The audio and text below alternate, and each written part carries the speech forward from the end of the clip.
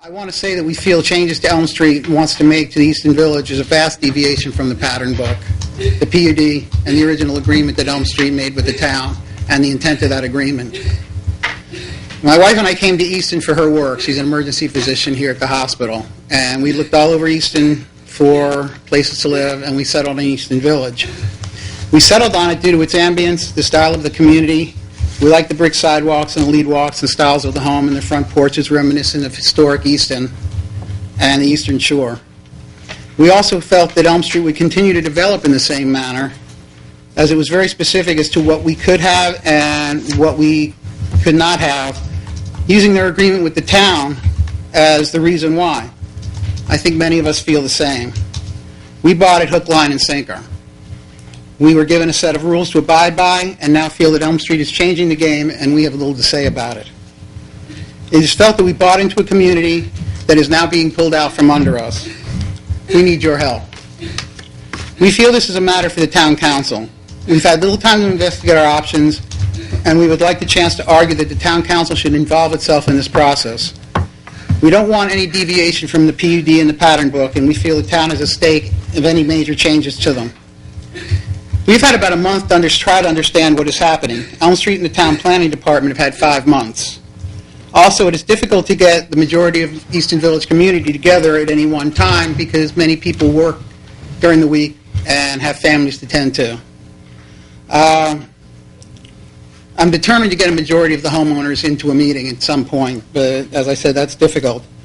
I respectfully request that we be put on the next Town Council meeting agenda, and that the Council will have the Planning and Zoning Commission put off our issue until the next time we've been able to come before the Town Council. That's all I have to say. Thank you. My name is Tim Miller. We are residents of Easton Village.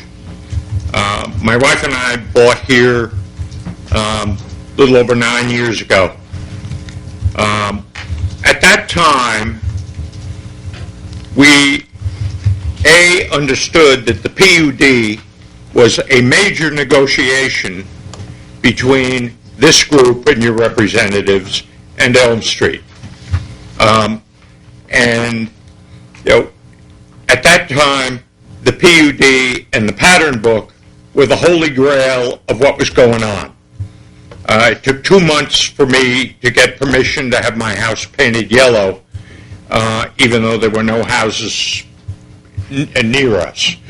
In any event, recent opinions, recent rulings that have indicated that the pattern book and the PUD are nothing more than guidelines has been interpreted by Elm Street to mean they can do whatever they please.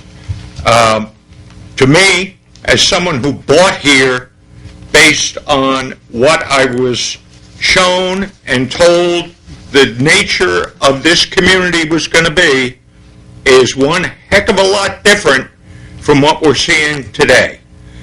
I know that the town has their issues with some of the stuff that Elm Street is or is not doing. And to push this down to the Planning Commission from this group, I think is a mistake. Certainly we all think it's a mistake. And I ask all of you to think about, what took place in 2005, 2006, when the PUD was being negotiated. And, the PUD, it's not a phone book, but it sure isn't 2 pages. And, that's what we bought. And we would expect our representatives to support us as taxpayers and voters in this town. I have a personal problem at your urging. Elm Street did convene a meeting with the homeowners, and I was somewhat offended that they opened the meeting up by saying, unless you agree with everything that we're proposing, we're going to stop development here. And, you know, to me, as a homeowner in a partially built community, that is beyond offensive. But that is the message that we were all left with. So please do take into consideration the views of all of us on what's going on. Elm Street, I say that, Easton Village will become a wonderful, wonderful community. The fact that Elm Street's job is to do nothing but sell dirt, basically, because that's where their money comes from. And you know, we have to, as homeowners, protect our interest, the value of our homes, and the value of any of you who buy into Easton Village. But thank you. I've said enough. Good evening. My name is James Brennan. I'm at 28330 Village Lake Way, Easton, West Easton, also known as Easton Village. We're currently seeking to convince Elm Street and/or the Planning Commission to abandon any effort to modify the PUD and Planning Book. We seek your interest and assistance in making sure that the PUD and Planning Book are not modified. Easton's Town Council crafted a detailed vision for the EV development 13 years ago. Easton Village residents bought into that vision of coherent neighborhoods, of pedestrian-friendly streets that were interesting, having public spaces and municipal attractions throughout the development. We really bought in, to the tune of $55 million worth of real estate in what was formerly fallow farmland. Easton Village residents are the biggest stakeholders in this discussion. We request your assistance and your commitment to stand by your vision for Easton Village as currently laid out in the PUD and Pattern Book. We want Elm Street's request for PUD Pattern Book modifications abandoned or rejected. Thank you very much. My name is John Webb. I also live at Easton Village. It's 28299 Village Lake Way. And I echo what my neighbors have said just prior to this. But I would also add that I moved to Easton, in general, Easton Village specifically, and I bought my home in May of 2012. At that time, the housing market was definitely slowing down, to put it politely. And but I bought in here not because of what I thought Easton Village would become, but because of what Easton Village already was, and the promise of what it would become as well. But the main thing that I bought into there was the ambiance, the feeling of community, the feeling that we were somehow buying into something that was permanent. And you know, I can't speak for everyone in the community, but I can say that on a personal basis, my home is a significant portion of my life savings. Okay, and that I view what happens to that with great interest, to put it lightly. I understand also that Elm Street is in a conundrum in terms of they've got a number of lots and a whole section that hasn't even been started yet, and they're facing a housing market that is not terribly friendly right now. And I certainly empathize with that situation, but I don't feel that I or anyone else in my community should be put upon to devalue our life's work in order so that they can sell a few more lots. The general sense that I get from everything that has been put forward to us by Elm Street at the meeting that they had with us, 2 meetings actually that they had with us, was basically relatively modest amount of savings that they are proposing in terms of construction costs, and that the net effect of that would be minimal at best, and I think very problematic in terms of if they think that that's going to drive sales in the area. I think that the main problem is the fact that the housing market is rough right now in this area of the country. And it's not to say that it's always going to be that way, but that's the way it is right now. And that if we allow the degradation of the plan as it was laid out very thoughtfully, to my understanding, 12 or 13 years ago, if we allow degradation of that plan, those changes will be permanent and forever and will mark a lower starting point if other changes are proposed by Elm Street. Again, I think that we'll certainly do everything we can. Elm Street has proposed building slightly smaller houses that that are at a price point that I think is certainly doable, and would also remain within the plans of the PUD. But the plans that they've suggested are very substantive, very obvious, and I think will ultimately degrade the value of our homes in the area. Thank you. My name is Richard Wattis. Recently moved to Easton Village December of last year. And I know I'm going to start a battle here, but I was just so upset from what I've heard today from my vantage point. I live in 28354 Village Lake Way in Easton Village. And I bought here, looking here for all the years that the flags went up. And Elm Street's vision for what is there now is absolutely outstanding. And I think everyone that lives in the village really does appreciate it. The brick sidewalks, everything in the vision. But it does need to progress. For our own survival at Easton Village, we need more houses there. I had a rough figure in my own mind that if it reached like 90 to 100, it'd be well enough that we could continue and we'd be able to self-sustain our own community. It's almost there, but I think that what you're hearing is not the voice of everyone in Easton Village. It certainly is not mine. And I think that it's been a very good plan. We like it. We hope that there aren't major modifications. But I see a change in the marketplace right now myself. I actually see activity coming in. We bought our home through Brookfield Homes. They have some new models that are smaller and everything slightly, but the price is almost the same. It's negligible difference.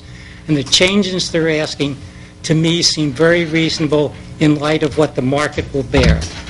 I just had to add my 2 cents here. I think that I'm not alone, but I'm only speaking for myself right now. Thank you. As I said earlier, the Planning Commission's next taking up of this issue is October 15th. It has been determined, and I'll say it again, I agree with that determination, that the Planning Commission has purview over the suggested changes that Elm Street wants to have take place out at Easton Village. Having said that, I know my fellow council members are not just pushing this off on the Planning Commission, as someone suggested. A couple of comments about that. One, the Planning Commission will give this a fair and thorough hearing and will allow anyone who wishes to speak the opportunity to do so, and will weigh what they hear with an open mind. I will guarantee you that. The other thing is that I know some of my fellow council members, and I have as well, have already submitted comments to the Planning Commission regarding what Elm Street would like to do. And I'll share you in a general sense what mine was. I was on the council when this PUD was approved. The first vote that took place, the PUD was not approved. There were some further exactions negotiated by one council member with Elm Street. It came back, they had enough votes. It wasn't unanimous, but they had enough votes for the PUD to be approved. My rationale above all else in approving the Easton Village PUD was this. At that time, this was before the housing market went downhill, Easton was under tremendous pressure for residential development. And I saw Elm Street and its plans as a high-quality benchmark, something we could use in this town as a model to point to for future residential development. I shared this with the Planning Commission, and I said, in addition to that, that I hope whatever decision they make, that they keep in mind that Elm Street, any changes that allow should not undermine that attention to quality and that goal of being a benchmark, a model for future residential development in Easton. I know some of my other council members have submitted comments as well. They will be in the record for the Planning Commission, so we are not separate from this process, but we do not have a legislative role in this. And I think that's clearly stated in both the PUD and in your covenants. I'm going to speak. I'm in a Elm Street developed townhome community, of which 8 units have not been built because Ryan Homes chose to move off the shore. And I sit as president of the HOA. I share your concerns. We had a proposal brought to us a number of years ago for modification of the last 8 units, which did not meet the criteria of our units. And we met with Elm Street and said, no, we were not going to be supportive of that at the Planning Committee. Those 8 lots still sit empty. So you need to understand that if circumstances are such and the economy is such and changes are not approved, you might not see some development for a while, but also there are individuals who bought lots in your community. It might give individual builders an opportunity to come in and do some things. And so, you know, I've been on both sides of the sword. I fully understand your concerns. I drove through your community yesterday. I like the brick sidewalks. I like the way things are laid out. I look at other projects. I look at Cook's Hope and see how many years that project took in this community and it's not filled yet. So, you know, you have to look at both sides of that issue. And I will have comments to the Planning Commission, as Mr. Ford and other people have. But, you know, I can tell you that what I bought my townhome for 8 years ago and what I can sell it for today is there's a significant lower difference. The market has changed, and I have to accept that. I also purchased the same neighborhood as Mr. Silverstein 8.5 years ago, and I think that you people really need to have a plan to go for the Planning Commission. I would tell you that within 2 years after we purchased, they dropped the prices of the house $90,000, which I will never see again. And as he mentioned, they then came back with another proposal to come up with a much cheaper, awful-looking house that would have been in the midst of our really nice. We bought them because they were distinguished-looking townhouses, and they wanted to put those in there, and we fought them. This proposal they're giving to you is a Trojan horse. The first time they changed that, they're going to come back and change them again and make them more cheaper. I see you guys worried about them leaving. If the market's so, let them go. And I would be making my comments to the Planning Commission as they have, but I am firmly in favor of you guys, and I'm warning you guys to be diligent because you're going to lose a lot of money otherwise. Stephen Hunter, 8082 North Fork Boulevard. I think you just outlined the whole problem in this process, the lack of transparency, okay? And what I mean by that is we have a group that went to the town staff, spent 5 months with them, presented their ideas to us. I have a letter that's dated April the 15th that shows that they were interacting with the town staff, okay? Then they came back and said it was a couple months. It wasn't. It was 5 months. We've had 2 weeks to, quote-unquote, get our act together and learn what this process is. 2 weeks. Now we're being told that something's going to be on the record in an October meeting. So wait, let me get this right.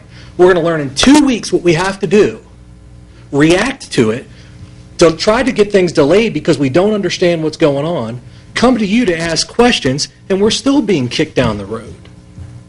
There's something wrong with the process. Just in summary, even if it is not proper or appropriate for the council to take any legislative action on this, I do want to thank you for your presence here tonight, for your words here tonight, for your emails over the past several weeks, because this has allowed me to become informed on this issue, and I think some of the other members of the council as well. It's the council's responsibility to set the rules, which we have done in this case, and they are being interpreted now by and will be by the Planning Commission. You do have the opportunity, and I encourage you to exercise that opportunity going forward. But thank you too for just keeping us all informed on this. And I don't mean to be short with anyone, but please understand that the folks that are here tonight are here specifically because I invited you. I wanted you to have the opportunity to come before this council, to be on TV, to air your concerns, knowing full well that in the present situation, this council does not have legislative authority over what is to happen next. So this is an opportunity for you to air your concerns, and I hope you take that as a measure of good faith and an attempt to dispel any feelings of a lack of transparency. This was not required by us. We did it by invitation. You can talk to Andrea about that. I mean, I emailed her directly. I said, please come to the council meeting. We won't be able to act on this, but it'll give you the opportunity to air your concerns. So again, I echo what Pete said. Thank you for coming. But we do have other agenda items. I'd like to move forward on those.